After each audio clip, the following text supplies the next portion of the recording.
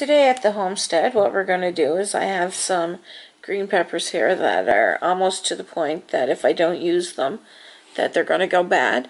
And I have no use for them over the next couple of days because I'm starting up with my Christmas baking that I'm not going to be using the green peppers. So what I think I'm going to do is I'm just going to start to get them ready, and I'm going to dehydrate them. That way it'll expand their life.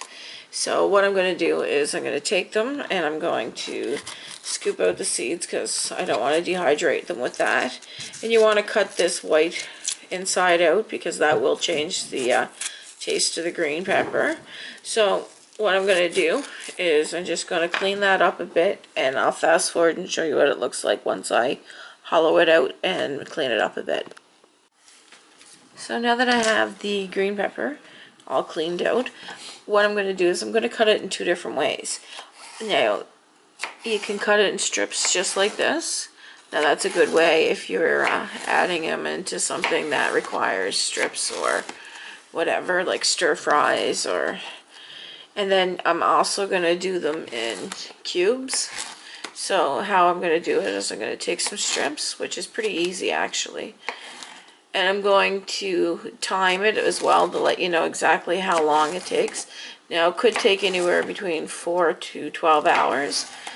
Now I would think that the cubes are going to dry out a lot quicker than the strips, but it's good to have if you have the access to a dehydrator and you have a few peppers. There's no reason why you can't dehydrate it and store it in the mason jars. So these are going to be my cubes, and cubes are great for like things like pastas and things that don't require big chunks of green pepper. So I'm just going to continue to cut them up, and I'm going to bring you back and show you how to put them on the trays and show you what that's going to look like.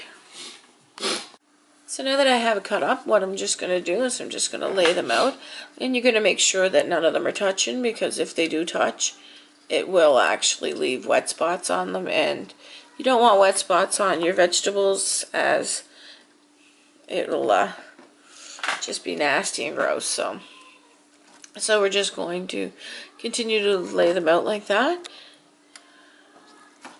and I'm going to fast forward until I have them all laid out. So as you can see, I have a lot of the strips on there. So now I'm going to take the cubes, and the same thing applies with the cubes. You're going to make sure that they're not touching anything. So I'm just going to lay them out, and I'm going to put it on at 135, and I'm going to fast forward probably in an hour or two and show you how they're doing that. That way you'll get a sense of how long it actually took. So keep watching and I will show you what it looks like. So this is what the cubes look like after 4 hours. As you can see, they're starting to look very dehydrated, so I'll give them about another hour or so and they should be good to go. And I'm going to check on the bottom ones, which are the strips, so I'll just take a second here. So I just moved the tray, and as you can see, the strips are looking pretty well almost done too. So I'm going to give them another hour, and then I'm going to take them out, and I'll show you what it looks like then. The peppers have been in 5 hours, and as you can see, the chunks are done, and so are the strips. So what I'm going to do is I'm just going to get a jar and start storing them in there. And so like, subscribe, and thanks for watching.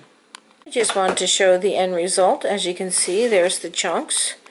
That's what we ended up with, the chunks, and that's the slices. So like, subscribe, and thanks for watching.